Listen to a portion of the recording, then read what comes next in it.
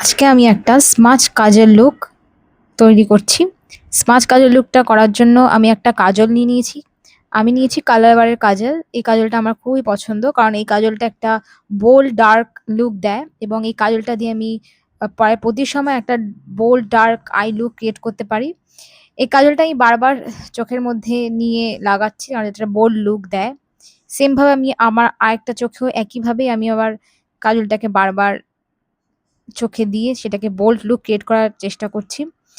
এরপর আমি নেব একটা স্মাজার।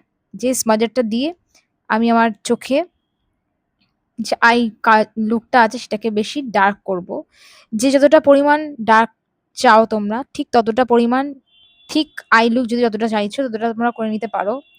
তো আমি এই স্মাজারটা দিয়ে ঠিক আই লুক ক্রিয়েট করার চেষ্টা করছি। ঠিক যেভাবে আমি স্মাজারটা দিয়ে স্মাজ আউট করছি সেভাবেই তোমরা স্মাজ আউট করে নেবে যেকোনো একটা স্মাজার ব্রাশ দিয়ে।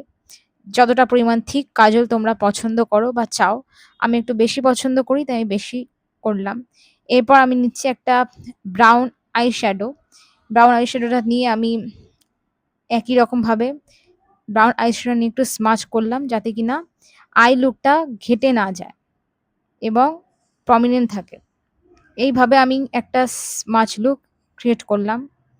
এরপর সেম ভাবে আমি আমার আরেকটা চোখেও ব্রাউন আই শ্যাডোটা একটু স্মাচ করে নিলাম। এরপর আমি নিচ্ছি একটা মাস্কারা। মাস্কারাটা আমি ইউজ করছি।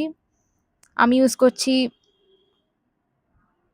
ঠিক মনে নেই আমার এখন মাস্কারাটা। তবে যত সরি হুডা বিউটির লেজিট ল্যাশেস মাস্কারা।